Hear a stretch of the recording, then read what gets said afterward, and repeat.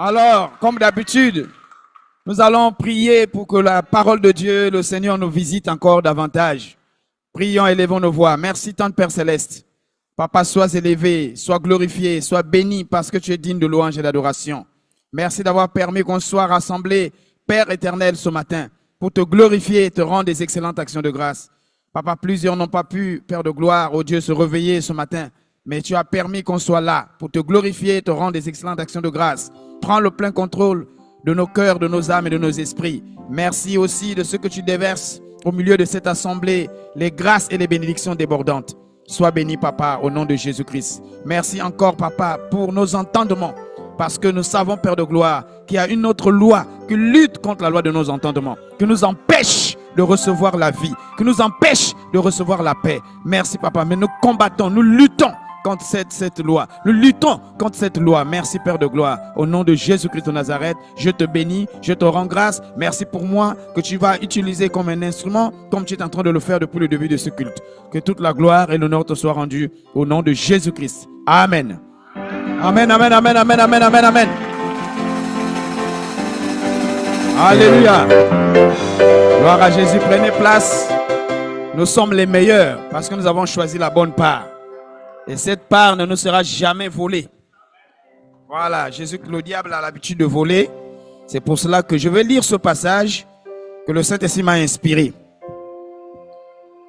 Je crois bien, nous allons aller dans la parole de Dieu rapidement. Romains chapitre 7. Romains chapitre 7. Nous allons prendre verset 22. Romains chapitre 7, à partir du verset 22. Bon, on commence au verset 20, c'est nettement mieux. Verset 20. Oui. Et si je fais ce que je ne veux pas, ce n'est plus moi qui le fais, c'est le péché qui habite en moi. J'ai donc en moi cette loi, quand je veux faire le bien, le mal est attaché à moi. Car je prends plaisir à la loi de Dieu, selon l'homme intérieur, mais je vois dans mes membres une autre loi qui lutte contre la loi de mon entendement et qui me rend captif de la loi du péché qui est dans mes membres. Voilà, verset 24. Misérable que je suis. Misérable que je suis. Qui me délivrera du corps de cette mort. Qui me délivrera du corps de cette mort. Bien-aimé, on ne va pas se fatiguer de parler. Vous savez, il y a eu deux choses qui nous unissent ici. Il y a la mort spirituelle et l'amour de Dieu. Lorsque les deux choses nous sommes délivrées sur ces deux aspects, nous sommes bien. Vous allez me dire, mais comment? Oui, la mort spirituelle et l'amour de Dieu. Ce sont les deux grandes choses qu'on ne doit pas oublier. Parce qu'avant que quelqu'un ne décède physiquement, il décède d'abord spirituellement. Ça, il n'y a rien à faire. C'est parce qu'on n'a pas encore eu le temps. Le Saint-Esprit, peut-être pour cette nouvelle année, va nous donner les capacités de découvrir comment la personne fait pour... comment on meurt. Comment on fait? Quand vous voyez, on part à la morgue, on voit les corps, les gens sont là, allongés, on pleure. Qu'est-ce qui s'est passé avant? En fait, c'est ce qu'on va relater. Il faut qu'on explique toutes ces choses. Parce que vous savez, le peuple périt faute de quoi? De connaissance. Le fait de rester sans connaissance, l'ennemi continue à traverser. Il continue à fonctionner. Et on va utiliser le même langage de tout le temps. Dieu a donné, Dieu a repris. Ah non. Il faut qu'on vérifie cela. Il y a une lumière qui est là. Dieu a donné, Dieu a repris comment? Ça veut dire quoi? Est-ce que la personne a accompli la volonté de Dieu? Est-ce qu'il est arrivé à accomplir les desseins de Dieu? Si c'est ça, il n'y a pas de souci. Donc, Dieu a donné, Dieu a repris, c'est à revoir. Voilà, ici, je vois le Saint-Esprit dans le livre de Romains explique bien la volonté du diable. La volonté du diable, c'est qu'on se maintienne dans le péché. Et lorsqu'on est dans le péché, on est mort. C'est comme ça que je peux expliquer ça. Et c'est que les Écritures témoignent. La Bible dit que le salaire du péché, c'est quoi? Mais quelle mort? Voilà le problème. Le salaire du péché, c'est la mort. Mais il s'agit de quelle mort? Je voudrais vraiment qu'on revienne un peu sur cet aspect-là. Parce que nous allons regarder quelque chose. Il y a des choses qui nous maintiennent dans la mort. Mais il faut qu'on parle légèrement un peu de la mort. Je crois que comme je disais, le Saint-Esprit est en train de nous inspirer. En 2025, le Saint-Esprit nous a promis des révélations extraordinaires et des messages extraordinaires et nous avons vécu cela. Nous sommes arrivés jusqu'en décembre, on a vécu vraiment des enseignements merveilleux. En fait, des puissants enseignements. Des messages vraiment qui changent le cœur de quelqu'un. Des messages que vraiment le monde entier a besoin. Mais nous avons la grâce de comprendre ces quelques versets. C'est déjà beaucoup. Ici, l'apôtre Paul, poussé par le Saint-Esprit, constate sa mort spirituelle. Il dit ceci. Car si je ne fais pas le bien que je veux, il dit quoi? Car je ne fais pas le bien que je veux. Et si je fais le mal que je ne veux pas. Et si je fais ce que je ne veux pas, ce n'est plus moi qui le fais, c'est le péché qui habite en moi. Je vais lire le passage qui dit que le salaire du péché, c'est la mort. Je vais lire ça tout à l'heure. Je termine d'abord la lecture. Je trouve donc en moi cette loi. Quand je veux faire le bien, le mal est attaché à moi. Attaché. Vous voyez, attaché. Si je pouvais faire l'illustration, s'il y avait une corde ici, je pouvais attacher quelque chose devant vous. Vous allez voir ce qu'on appelle le mal est attaché. Attaché à Marie. Ça dit que, vous voyez, le poteau est là. Je peux prendre par exemple le panier qui est là, je prends une corde, j'attache. Donc, le panier et le poteau restent maintenant collés. On ne peut plus se séparer. C'est ça, le mal est attaché. Bien aimé, la manière que le mal est attaché en nous. Et c'est où? Dans quel endroit de notre corps? C'est ce que nous sommes en train de regarder. Vraiment, prière vraiment de réécouter les messages, s'il vous plaît. L'heure est grave.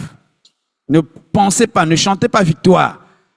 Si on pouvait faire un petit recensement ici pour voir les gens qui sont déjà morts, je vous assure que vous aurez même peur. Peut-être que tous nous sommes morts déjà. Parce que la mort n'est pas celle qu'on voit. C'est pas aller à la morgue. C'est pas constater que la personne devient inanimée. Et on voit que le corps au sol qui ne respire plus. C'est pas ça là la mort. Mais la mort commence d'abord, il y a un début et une fin. Mais moi je ne parle pas de la mort qui signifie fin. Déjà en décembre là, si je pouvais vous révéler les cercueils spirituels, vous aurez mal à la tête. Vous allez même dire, papa devient fou. Là, l'homme là a raison. En fait, les gens ont raison de quitter la maisonnée. Je m'en fous que vous quittez la maisonnée ou pas, mais c'est que le Saint-Esprit m'a dit de dire, je dis. Il y a beaucoup de cercueils parmi nous. Et le Saint-Esprit l'avait annoncé que, si vous ne changez pas, voilà pourquoi des beaux messages tels que quoi? La réconciliation, et il y en a d'autres que nous avons vus. Plein de messages. Et ces messages-là tournent autour de la même chose. La mort, la mort, la mort. L'amour, l'amour. L'amour, l'amour. La mort, la mort. Je ne sais pas si vous avez remarqué ça. Il y a deux grandes choses qui reviennent à chaque moment, chaque enseignement. D'abord, les enseignements sont faits pour quoi? C'est pour nous éviter quoi? La mort. Mais laquelle? Voilà. C'est ce que Paul est en train de dire ici. Maintenant, la mort commence par quoi? Comment commence la mort?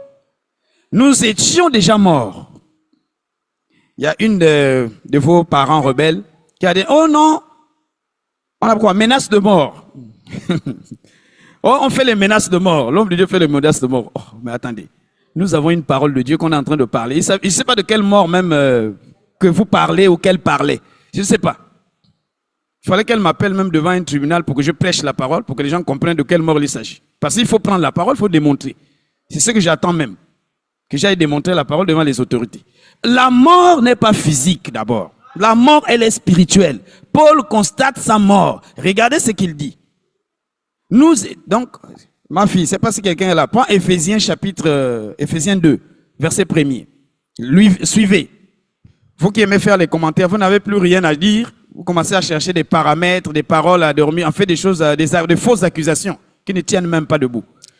La Bible nous parle de la mort. Si vous voyez les gens qui se rassemblent dans les milliers, aujourd'hui dimanche, beaucoup de chrétiens sont en train d'adorer Jésus. Ils adorent Jésus pour chercher quoi? Aller où? En enfer ou à la vie? S'il y a la vie, mais est-ce que la vie, comment on obtient la vie aussi? On va parler de tout ça aussi.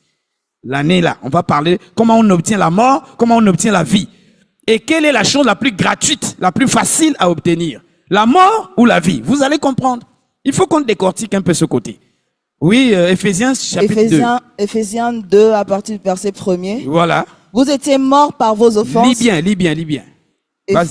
Vous étiez morts par vos offenses. Vous êtes en train d'écouter là-bas. Vous étiez morts par vos offenses. Essaye un peu le volume, s'il te plaît, monsieur le technicien. Légèrement. 1, 2, 3. 1, 2, Et 3. moi aussi, C'est bon? un peu légèrement. Ok, vas-y. Éphésiens 2 à partir du verset 1er. Oui. Vous étiez morts par vos offenses. Vous étiez morts par vos offenses. Vous voyez, on parle de la mort. Nous étions morts. Mais nous sommes encore en vie. Mais la Bible te dit que toi là, nous étions morts là. C'est quand on a quitté le monde, on est venu à l'église. Nous étions déjà comment? Morts. Et on vient à l'église pour chercher quoi? La vie. Mais où est la vie? Pourquoi on cherche la vie? Pourquoi on n'est pas resté dans la mort? Donc vous comprenez, il y a deux questions qui reviennent à chaque fois. La mort, la vie, s'ajoute l'amour de Dieu qui peut nous débarrasser de toute souillure et de toute impureté. Reviens, nous étions morts par vos offenses. Nous étions morts par nos offenses. Et par vos péchés. Et par vos péchés. Voilà ce qui nous a entraînés à la mort. On continue. Dans lesquels vous marchiez autrefois, selon le train de ce monde. Dans lequel nous marchions autrefois. Autrefois, c'est le monde. Nettement charlatan, maraboutage, voilà, initiation, plein de choses, vision, prophétie. Nous étions dans ces choses. On a cherché Dieu de partout. Mais nous étions morts par nos offenses et par nos péchés. Donc la mort, ici, c'est le péché. Qui, en fait, nous prépare un cercueil, nous prépare quelque chose. Et c'est ce qui fait que, chemin faisant, juste une question de temps, lorsque le temps arrive, tu vois, le corps est agacé quand on a acheté le cercueil. C'est quel cercueil? Non, cercueil, c'est un bon cercueil. Hein? Non, en fait, son cercueil a été choisi depuis par la mort. Donc, ce que nous faisons là, nous accomplissons là, le devoir de quelqu'un. Et ce quelqu'un-là, c'est la mort. Oh non, appelez-lui un cercueil blanc. C'est bon pour lui. Il mérite le cercueil blanc. Hey, le cercueil blanc. Hey. En fait, tout est dicté par la mort. Non, lui là, il peut pas être enterré comme ça. C'est un bandit. Allez, mettez-le comme ça. Voilà pourquoi vous voyez, il y a des corps qu'on enterre d'une manière ou d'une autre. Comprenez ça. Bizarre. Il y a même des gens, non, on a pu faire les cotisations, on n'a pas pu avoir un bon cercueil. Allez, Oui, en fait, c'était programmé comme ça. Il n'est pas parti comme ça. C'est un bandit, un escroc, un sorcier, un démon. Allez. D'autres, on les enterre aussi d'une manière digne, mais c'est la même chose aussi. C'est des moqueries, en fait. Ce sont des moqueries. Ce sont des moqueries. Voilà quand on a enterré Jésus-Christ, il y a eu aussi des moqueries. Mais toi qui dis que tu peux sauver les gens parce que tu as la vie, mais sauve-toi toi-même. Il y a eu les moqueries aussi. Donc, le diable a tendance à se moquer des gens. Mais nous ne comprenons pas ça. C'est un langage très, très spirituel que je ne vais pas développer peut-être aujourd'hui. On reste d'abord un peu. Nous sommes un peu au primaire. Parce que si on va dans les profondeurs, vous pouvez même, voilà. Quelqu'un peut même tomber là, tu vas te réveiller. Tu vas perdre même le sens. Parce que la parole de Dieu là a une puissance extraordinaire. C'est Jésus lui-même. Donc voilà un peu. Donc la mort de Jésus, que c'est un mystère. On saura ce que c'est. Pourquoi Jésus est mort physiquement. On saura. Donc si la Bible dit, si je fais ce que je ne veux pas, ce n'est plus moi qui le fais, c'est le péché qui habite en moi. Je trouve donc en moi cette loi. Quand je veux faire le bien, le mal est attaché à moi. Il y a une loi. Ce sont des lois spirituelles qui agissent. Ces lois-là agissent dans nos vies. Remarquez lorsque vous voulez faire le bien. Si c'est ce bien-là, si ça accompagne la mort, le bien sera fait. J'explique ça bien. Si le bien que tu veux faire, ça accompagne la chair, ça passe. Mais lorsque ça fait, le bien que tu veux faire, c'est pour accompagner la vie, c'est-à-dire pour changer ta vie, ça bloque. C'est la même guerre que nous avons à l'église. Je prends juste des exemples simples. Tout de suite en venant, qui a préparé une offrande? Vous allez voir que dit non, je n'ai pas préparé une offrande, ou bien j'ai préparé une offrande. Si tu écoutes une nouvelle, une information qui arrive, qui te dit que ton oncle ou ta tante est malade, vas-tu donner l'offrande là, ou vas-tu repartir à la maison chercher quelque chose, ou tu vas faire... Non, faut envoyer, faut 200 000 francs. Mais l'offrande que tu vas amener là, est-ce que ça correspond à la nouvelle qu'on vient de t'annoncer? Maman est malade, un exemple, ou une tante est malade, il faut 200 000 francs. Mais ce que tu as amené là pour Dieu, ça correspond. Or là-bas, c'est pour la chair. Et la chair, on reçoit quoi? La corruption, c'est-à-dire on reçoit rien que la mort spirituelle toujours. Or ici, on vient pour chercher quoi? La vie. Mais compare un peu. Vous voyez qu'on est attaché au mal. Le mal que vous voyez là, c'est pas le mal insulté d'abord les gens. Le mal est en nous. En fait, on est attaché. C'est pour ça que vous voyez, Paul était très inspiré. Il nous a beaucoup aidé. Il dit, je trouve en moi, quand je veux faire le bien, le mal est attaché. Quand tu veux faire le bien, remarque bien. Fais-le. Il y a deux types de bien. Il y a le bien dans la chair, on peut faire. Là-bas, c'est le m'as-tu vu pour se faire voir. Voilà. Dans nos familles, nous avons plusieurs catégories de membres dans les familles. Il y a d'autres membres qui attendent qu'on parle l'heure d'horloter pour, montrer un peu que sans moi, vous ne pouvez rien. N'est-ce pas? Ah non, allez-y voir quand même ce dernier, on va encore faire comment? Et dès qu'on voit lui vient, voilà, avec les allures du grand chef, il vient faire pour dominer. Ça se passe. Il y a vice versa. Voilà. Donc, on ne va pas comprendre la mort juste comme ça, on parle de la mort, non. Voilà. Et quand je veux faire le bien, le mal est attaché à moi. Alors, il continue à dire, et je prends plaisir à la loi de Dieu selon l'homme intérieur. Et pourtant, j'aime la parole de Dieu, mais lorsque je veux pratiquer le bien, le mal me rattrape et me ligote, m'attache. Donc, je suis attaché au mal. Mais la Bible ne dit pas qu'on est attaché au bien. Non. Le bien, c'est ce qui donne la vie. Le mal, c'est ce qui donne la mort. Mais il y a deux types de mal. Et il y a deux types de bien. Il y a faire le bien, mais tu satisfais quoi? La chair. Il y a aussi, tu fais le bien, mais tu satisfais qui? Jésus. C'est ça là qui est combattu. Lorsque tu veux faire le bien pour satisfaire Jésus, il y a la guerre. La guerre se lève. Et nous sommes en train de regarder le bon combat de la foi. Nous avons regardé comment David pouvait dire à son âme, mon âme, tu as trop fait des péchés. Repends-toi. Mon âme bénit maintenant l'Éternel et n'oublie aucun de ses bienfaits. Je suis en train de revenir que en décembre là, voilà une belle illustration. Satan, mais vraiment, ça fait un peu peur, mais c'est ça. Oui, maman, c'est ça. Voilà Satan a ligoté la sœur. La sœur ne peut plus bouger. Cette sœur-là, ça c'est l'intelligence artificielle, hein? C'est pas une personne de la maisonnée. Pour ne pas dire qu'on a montré le visage de quelqu'un, non, c'est l'intelligence artificielle. Donc ça peut être toi, ça peut être moi, ça peut être X, ça peut être Y. Donc regarde-toi, mets-toi à la place de cette sœur. Mets-toi à la place de cette sœur. Le mal t'a attaché. Donc tu veux faire le bien. Je vous assure que c'est ça le combat de la foi. C'est ce que l'apôtre, votre homme de Dieu, j'ai commencé à livrer ça. Des moqueries vont arriver, des problèmes vont arriver, mais il ne faut pas lâcher. Si tu lâches, voilà pourquoi on a chanté le ramasser par terre. Voilà le premier ramasser par terre, c'est moi-même d'abord. Je suis un vrai ramasser par terre. Mais le mal ne va pas te lâcher. Le mal s'attache à toi. Pourquoi? Pourquoi tu veux faire le bien? Et lorsque le mal concerne la vie, le diable va te réciter l'historique de ta vie. Et même de la vie de la famille. Tu veux faire quoi? N'est-ce pas un tel t'avait fait du mal? N'est-ce pas un tel t'avait fait ci? Tu veux faire quoi? Arrête ça! C'est trop, c'est exagéré. C'est comme ça. Et lorsqu'il s'agit des choses de Dieu, par exemple, nous avons des projets ici. La petite saison a commencé. Il faut qu'on réalise nos projets. Vous allez voir que le monde ou le mal qui est attaché à nous va nous empêcher de réaliser. Or, si on a une nouvelle qui nous parvient ici, qu'il faut faire face à un problème charnel, les moyens vont sortir. La force, tu vas avoir la force. N'est-ce pas? Le matin, il y a d'autres pour se réveiller, dire, aller encore à l'église, dans la fatigue, des trucs comme ça. Je prends un exemple, nous sommes dans les réseaux, je bénis le Saint-Esprit. Mais là, dès qu'on t'annonce la nouvelle, la force vient. Une nouvelle charnelle, hein. Charnel, oh non, il y a peut-être là-bas, il faut qu'on se retrouve, il y a réunion là-bas. Tu as la force. Ou pour aller à un rendez-vous d'affaires, ou un truc de travail, ou je sais pas quoi. La force revient. Mais lorsqu'on parle de l'église, oh non, c'est compliqué, ça c'est un peu dur. De toute façon, il y a même des gens, ils rentrent à la douche, ils sortent. Tu rentres, tu sors. Mais tu fais quoi? En fait, il y a même un papa qui pouvait me dire que je ne comprends pas, papa. J'arrive toujours en retard, je ne comprends pas. Il y a d'autres.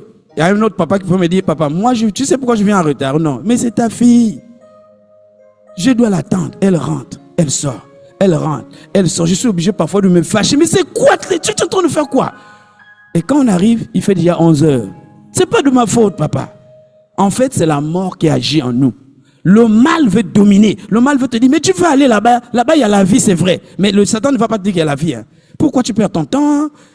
Tu fais vite, pourquoi? Tu peux même arriver à n'importe quelle heure. Enfin, c'est ça. Donc, vous voyez la mort où ça quitte. La mort à sa source.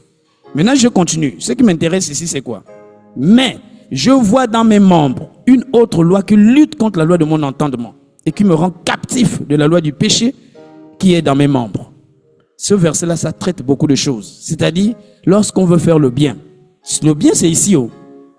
Le bien qu'on fait au quartier là, ça c'est le bien. Il y a une personne qui m'a posé la question, elle dit, homme de Dieu, explique-moi d'abord. En fait, c'était le verset de Galates qu'on a lu en semaine. Faites le bien envers tous, mais surtout envers les frères à la fois. Il dit, mais pourquoi la Bible parle de surtout? Je dois aussi faire le bien. Non, la Bible n'interdit pas de faire le bien à tout le monde. Il faut le faire. C'est pas interdit. Mais, surtout. Il dit, mais explique-moi surtout là, ça veut dire quoi? Le bien, c'est le bien. Le bien, c'est le bien. C'est-à-dire que je peux prendre, si c'est de l'argent, je peux partager et faire des trucs. Il dit, bon, ok, j'aime vraiment des choses comme ça. Il dit, tu connais les différents types d'amour. Il connaît pas les enseignements là. Il dit, ah, comment je vais prendre? Quel exemple je vais prendre pour aider la personne? Il dit, bon, écoute. Tu sais, le monde a son amour. L'église aussi ici a son amour. Il y a ces deux amours différents. Oh. C'est vrai que vous allez écouter les prédications, les grands hommes de Dieu, mais avoir la parole un peu détaillée, c'est aussi important. Ce que nous faisons là, ne pensez pas que l'homme de Dieu n'a rien à faire, il peut que parler des choses. C'est pas que je raconte des histoires, c'est des choses vraiment vraies. Et c'est ce que, normalement, les églises, toutes les églises du monde devaient normalement faire ce travail. Et c'est ce que Jésus attend pour qu'il revienne. Il faut que la bonne nouvelle soit prêchée dans le monde. Il faut qu'on comprenne vraiment la profondeur, la vérité. J'ai dit à la personne, ça t'est déjà arrivé que tu as fait un bien et que tu attends le retour de ce bien-là, mais c'est le mal qui revient. Il dit, oh, à maintes fois comment? Il dit, une fois, il y a eu une réunion, on a dit cotisation. Bon, lui, il a un peu les moyens. On a dit combien? Oh, 50 000. Lui, il part, dès qu'il a déposé seulement 50 000, les problèmes ont commencé. Ah, vous me rejoignez déjà maintenant, n'est-ce pas? Comment il peut donner 50 000? Mais on a dit que la réunion, tout le monde doit donner 50 000. Il a pris les 50 000, il a déposé. Dès qu'il est parti, c'est fini. Sa tête a commencé à perdre les cheveux. Spirituellement, bien sûr. Il se prend pour qui? Il est ceci. Il a de tous les grands moyens qu'il a là. Mais vous avez dit dans votre réunion que c'est 50 000. Moi, je suis membre de la famille. J'ai déposé aussi mes 50 000. Mais le problème est où? Non. En fait, là-bas, hein, le bien qu'on fait dans le monde, dans la chair, on appelle ça le verre d'un sorcier. Les papas comprennent. Vous, les mamans, vous connaissez. Les plus âgés comprennent la sagesse là. Ouais. Le verre d'un sorcier. Ce sont des petites paraboles que les parents donnent au village là-bas, lorsqu'on est au corps de garde. Le verre d'un sorcier, c'est-à-dire, qu'on le veuille ou pas, dès que tu as attrapé le verre d'un sorcier, tu as attrapé les problèmes. Le mieux, c'est de ne pas attraper le verre du sorcier. Mais dès que tu attrapes son verre, tu as provoqué des problèmes. Donc, quand tu fais le bien, il faut continuer à faire le bien. Mais lorsque, je prends un exemple, le verre du sorcier, c'est quoi? C'est-à-dire, quand tu remplis, le premier jour, tu remplis, non? Le verre jusqu'à débordement. Mais viendra un temps, tu n'auras pas aussi de quoi remplir jusqu'au débordement. Ça va remplir peut-être un peu. Si ça dépasse de quelques centimètres, le problème commence. Oh non, il a l'habitude de remplir le verre. Mais il descend maintenant un peu, ça devient quoi? Qu'est-ce que ça veut dire ça? Et au fur et à mesure que tu vas descendre, les problèmes vont s'amplifier.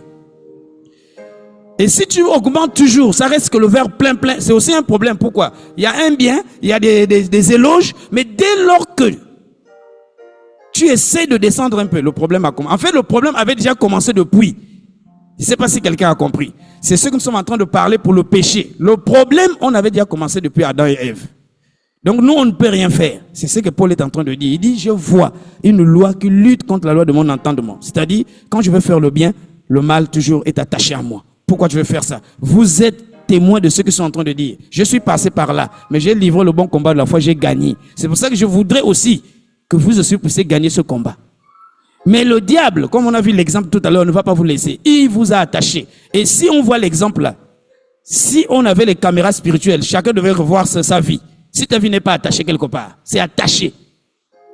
Il y a d'autres, les cordes ont commencé à se desserrer. Mais ils sont toujours quand même un peu attachés. D'autres sont déjà détachés. Ils sont en train de partir. Mais facilement, on peut les rattraper, les ramener. Donc, il faut vraiment qu'on comprenne. La mort, c'est quelque chose qu'on ne doit pas s'amuser. Surtout la mort spirituelle. C'est celle-là que je suis en train de parler. Voilà qui dit ceci.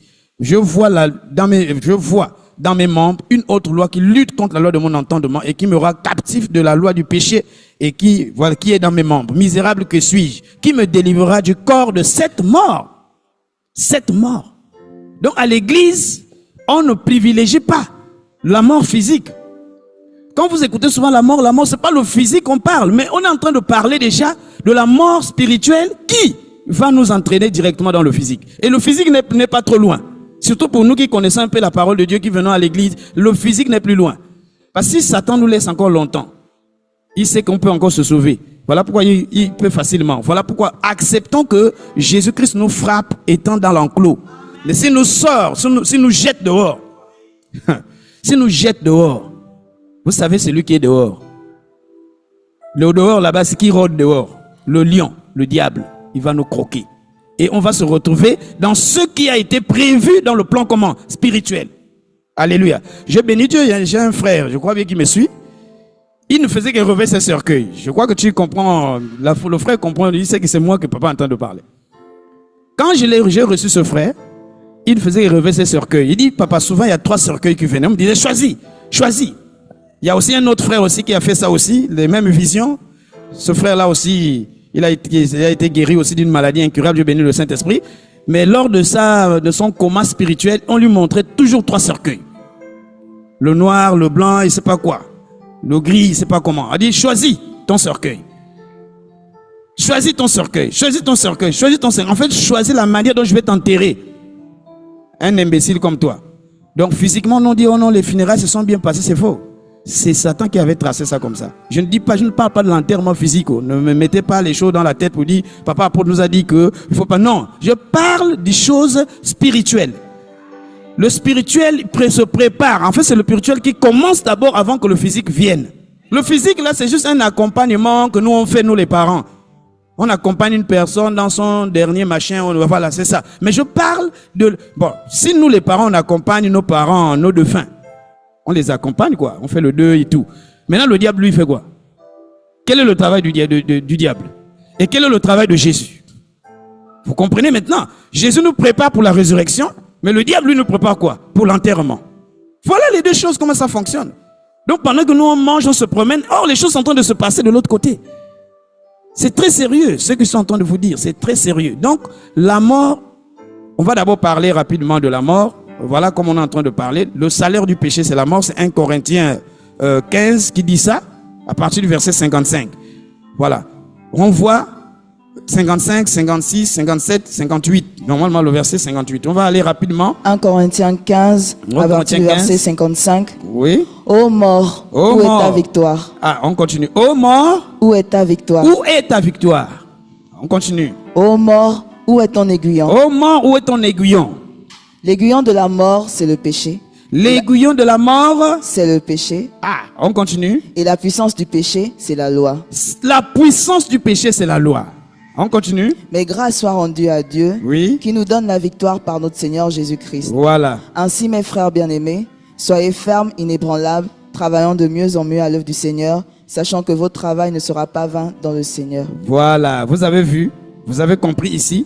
Voilà, ô mort, où est ta victoire? Ô mort, où est ton aiguillon? Mais l'aiguillon de la mort, c'est quoi? C'est le péché. Et la puissance du péché, c'est la loi. C'est ce que je disais. Il y a une loi du péché qui t'empêche d'obtenir la vie. On vient de lire ça tout à l'heure. Je sens une loi qui lutte dans mes entendements. Alors, moi, je voudrais vraiment commencer mon message par l'entendement. Qu'est-ce que signifie la loi de l'entendement?